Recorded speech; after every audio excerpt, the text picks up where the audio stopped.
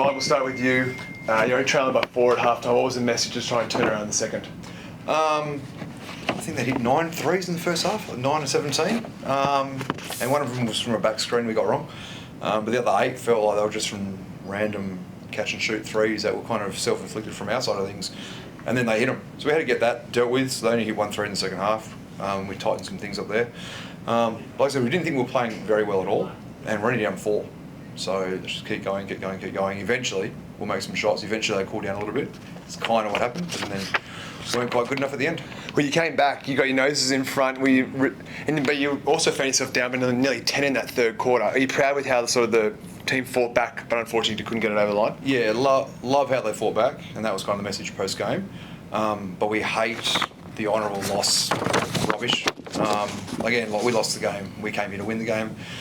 We want to be a no-excuse program. We don't like the honourable loss rubbish. Love how they fought, love how they played. But unfortunately, it wasn't enough. Love how you played.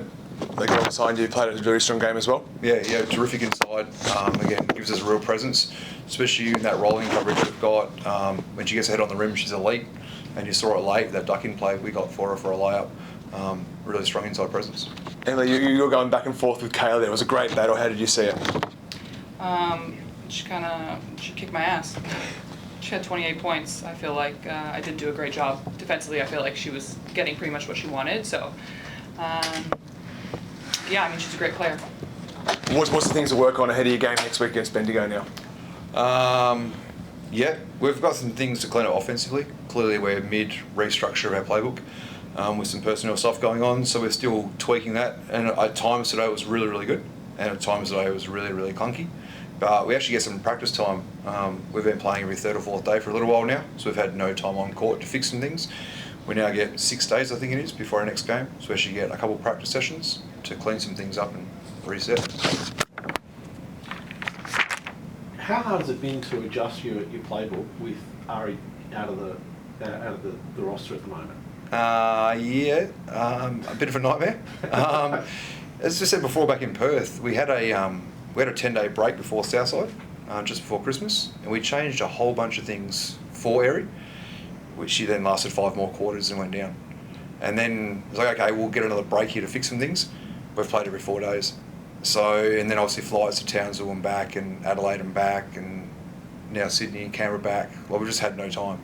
So there's been a lot of film and a lot of coaching points on the fly, and a lot of ATO drawn up. But yeah, we badly need some practice time just to clean some things up. You're finding that the travel and the number of games that you've had in there has also sort of weakened the legs a bit for the team? Not really. Well, yes and no, but like everyone's doing it. Everyone's doing it, so it's not an excuse from our side. Like the only reason we want a break is just so we can reset the playbook. We're trying to keep them off their feet as much as we can, and trying to limit the practice time if we can help it to give them some legs. But at the same time, we also need the practice time to put some things in. So we're kind of in a catch-22, so to speak. But no, every team is playing a lot of games right now because of the FIBA break. We're no different. Emily, how did you find the toughness of the game on the basket today? Yeah, I thought it was physical. I think you can see like the two different sides. Like whichever team is being the aggressor is going on runs and is kind of then getting open looks and scoring more at their will. I think we brought it obviously in the fourth quarter, but then again in the fourth quarter there was a possession I think where Sydney had like 2 or 3 offensive rebounds as well. So it was super aggressive, and offensive rebounding, we talk about it a lot because our team is not elite at it. It's just like effort who wants it more. So I think sometimes they wanted it more and sometimes we wanted it more. But yeah, it was a tough game. Physical.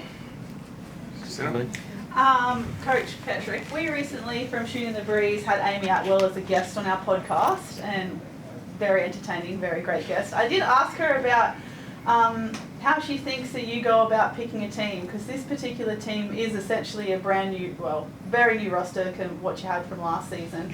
But the way that this roster's been able to gel so well and so quickly has been really impressive. So are you able to give us a bit of insight into how you go about recruiting and what you're looking for when you're recruiting the right combo of players? You'd know. We're not, I don't want to give too much of it away. One, we moneyball it a little bit, We don't have some of the bigger teams' budget, so we've got to try and find some needles in the haystack, so to speak. We spent, again, our whole coaching staff has come from the Perth Wildcats. Brad Robbins and myself, like I was there as a Lynx assistant coach, I worked there as a development coach. We get along really well with their former CEOs. They were always really high on character and culture as their two biggest driving forces. So we try and find a whole bunch of really good human beings. Clearly, if they can play a bit, helps. The analytical stuff we'll keep to ourselves because it's generally worked, touch wood. But yeah, first and foremost, high character, high culture. Perfect. And I'm glad you referenced Moneyball as well, because I did see it a similar way at the start of the season of like a little bit of a Moneyball thing, but you don't want that to come across as like an insult, but I think it's ultimately a compliment. Yeah, well, that's kind of, in fairness, we use it a lot in pre-season. Like, we can't match such and such a team for spend, so if we play their style, we're going to lose. We need to play a very different style of basketball. And some people don't understand it, some people don't get it, and that's fine. But if we play like the top spending team, we're not going to beat them because that's their style of play to win. So we go about it a bit differently, and when it works, everyone thinks it's great, and when it doesn't work, everyone thinks we suck. So we kind of live in the middle somewhere. A risk, high risk, high reward. Exactly right.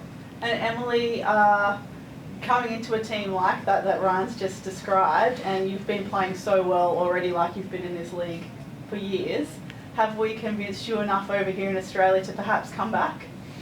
First of all, thank you. And yeah, I mean, I think it's a credit to the culture we have within our team. But it has been a learning curve as well. You know, we had a good 6 weeks of preseason just learning, you know, the style that coach wants. And it is different than I'm used to playing, but everyone's been so on board and receptive to feedback. And just so nice to each other, almost too nice sometimes. But yeah, I feel like obviously without Ari, we're missing a big piece right now, and we're trying to find our way, and it's been a little bit up and down, but we're gonna keep, you know, chugging away and get back to as best we can for this next game, and you're gonna see a lot more of us for the rest of the season. Yeah, you both talk about missing a big piece in Ari, and she's been outstanding. But to be fair, you have still performed at a very high level and have been very competitive without her. So, Yeah. like, be nice to yourself. Yeah. Yes. The honourable losses suck. Yeah. We're here for wins. Right. We're here for W's. We hear honourable losses all the time. It's honourable losses don't get you to the playoffs. Yeah. So, Thank you, guys. thanks guys. Thank you.